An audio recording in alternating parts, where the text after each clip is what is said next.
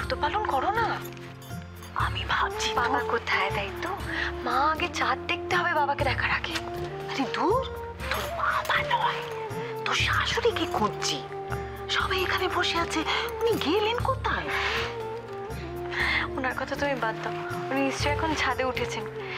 ওনার নাকি একটা নতুন ধারণা হয়েছে যে চাঁদ যত কাছ থেকে দেখবেন তত নাকি বাবার আয়ু বাড়বে। মা তাই নাকি? তাইলে আমিও প্লিজ বাড়াবাড়িটা একটু কম করো, এখানে মন দাও।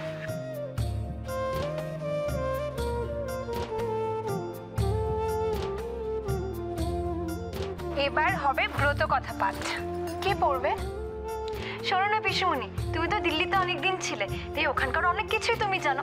ব্রত কথা তুমিই পাঠ করো।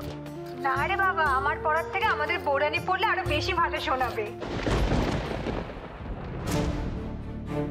মানে আমি? না, আমি তোমার কথা বলছি না তিস্তা। তুমি কি পারো কি না পারো সেটা আমরা এখানে সবাই খুব ভালো করে জেনে গেছি। আমি আমাদের বৌরানী মানে কনককে বুঝিয়েছি।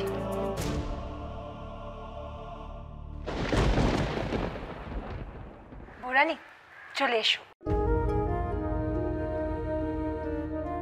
ব্রত পাঠ করে শোনাও আমাদের। এসো।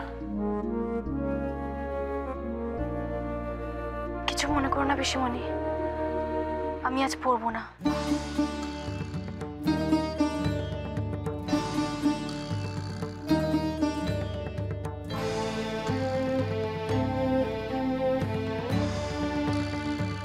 এটা কেমন কথা হলো বৌরানী?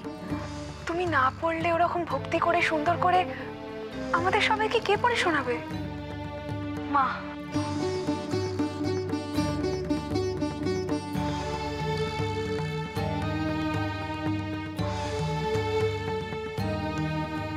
আরে বাবা, তুই পাঠ করবি না ঠিক আছে, তাই বলে তুই বলে দিবি যে কে পাঠ করবে কে পড়বে?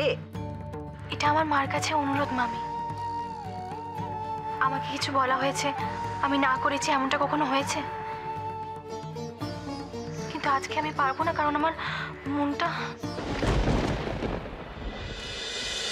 পড়ো না বৌরানী, ব্রত কথা পাঠ করলে